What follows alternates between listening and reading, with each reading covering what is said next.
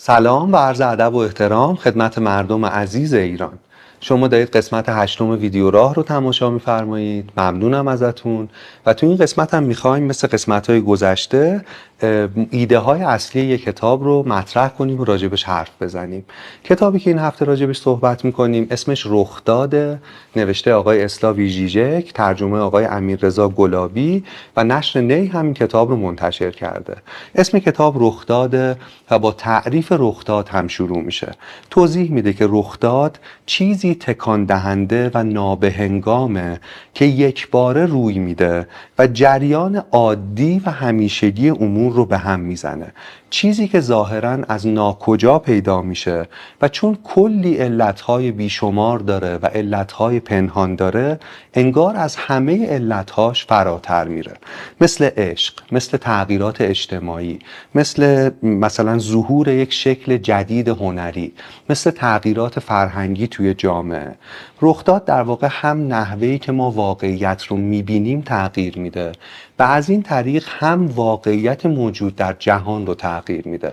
هایدگر میگه رخداد معرف یه دوره‌هایی از تاریخه که انسان‌ها به کشف‌های وجودی جدیدی دست پیدا میکنند. یه جورایی دوران برزخه، دورانیه که جهان قدیم مرده و جهان جدید هنوز زاده نشده و توی وضعیت پر از عدم قطعیت و بلا تکلیفی آدم‌ها فشار زیادی رو توی این دوره تحمل میکنن.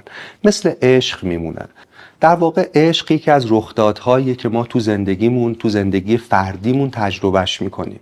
لحظه‌ای که تو از خودت تهی میشی، از پاسخهای قبلی تهی میشی، از روزمرگی‌ها و زندگی عادی دور میشی، از سنگرهات که برای محافظت از خودت و باورهات ساختی بیرون میای، از قاب بندی پوسیده گذشتت بیرون میای، از چهارچوب جهان معمولیت خارج میشی و بیرون این چهارچوب پرسه میزنی، میدوی، گاهی میرقصی، گاهی مضطرب میشی و گاهی گریه میکنی. در واقع این درد زایمان تو از توه و برای همین انقدر متناقضه و انقدر احساسات شدید و پیچیده‌ای رو آدم‌ها تو این شرایط تجربه میکنن. رخداد لحظه تجربه احساسات متناقضه چون خودش هم چیز متناقضیه. لحظه‌ای که انگار همزمان در گوری و همزمان در رحمی، لحظه‌ای که هم داری میمیری و هم داری به دنیا میای. هگل برای توصیف این لحظه میگه انسان انگار به شب تبدیل میشه، به شب جهان تبدیل میشه. اگه در چشمهای انسانی که در حال رخ دادن نگاه کنیم، اول انگار میبینیم که هیچ چیز جز تاریکی اونجا نیست، انگار هیچ کس در خانه نیست، انگار اون انسان تهی شده چون از قاب قبلیش تهی شده و گذشته. اما اگه بیشتر دقت کنید، اگر بیشتر اون انسان در حال رخ دادن رو تماشا کنید، انگار همه وجودش رو چیزی پر کرده، انگار خانه وجودش لبریز از چیز جدیدی شده. این جادوی شبه که هم تهیه و هم پره. لحظه رخداد جاییه که انسان از همه توجیهاتش، از همه داستانهایی که به خودش گفته یا بهش گفتن خالی میشه و این انسان انگار همزمان هم هیچ میشه و هم همزمان درست تو اون لحظه به همه تبدیل میشه. همزمان در اوج درماندگی و استیصاله و همزمان در اوج فاعلیت و آزادی خودش هم هست، برای اینکه میتونه قاب جدیدی رو تدارک ببینه. در واقع مثل تاریکی که هم هیچه، هم انگار پشت این پرده سیاه همه چیز وجود داره، به تعبیر هگل انگار انسان به شب تبدیل میشه. انسان تو این لحظه انگار از خواب قبلی ذهنیت‌های گذشته‌اش بیدار میشه، از قاب بندی قبلیش بیرون میاد و حالا در بیخوابی، در رنج بیداری، در حال تدارک دیدن یک رؤیای جدیده. در واقع این لحظه بیداری بین دو رؤیا، این لحظه میان دو رؤیا، مهمترین لحظه زندگی یک انسانه که همه آدمای تاریخ شانس تجربه کردنش رو نداشتن و ندارن. دادن. اما بیاید اینو بیشتر باز کنیم. بیاید ببینیم که چی داره رخ میده درون انسانی که تو چنین وضعیتیه. تو ذهن آدمی که در حال رخ دادنه انگار قوقایی واقعا برپاست. دلوز جایی مینویسه زخم من پیش از من وجود داشته. من به دنیا آمدم تا کالبدی برای آن زخم باشم. مثل گربه کتاب آلیس در سرزمین عجایب که به دنیا اومده بود تا کالبدی برای لبخندش باشه، روح زخم جداییه و انگار وجود ما و جسم ما کالبدی برای این در واقع زخمه. اما این چه ارتباطی با رخداد داره و چطور این بحران وجودی رو میتونه توضیح بده؟ رخداد لحظه‌ایه که در اعماق وجود انسان اون روح جدا شده، این زخم موفق میشه بالاخره توجه خودآگاهی ما رو به خودش جلب کنه. این لحظه اتصاله، این لحظه ملاقات تو با خودته.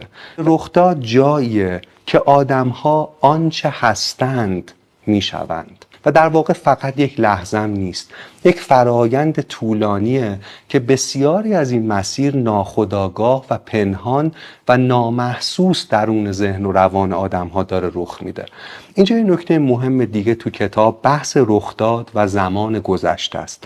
نویسنده توضیح میده که رخداد فقط در زمان حال یا در آینده آشکار میشه، فقط در زمان حال یا آینده درک میشه، اما در واقع در گذشته رخ داده.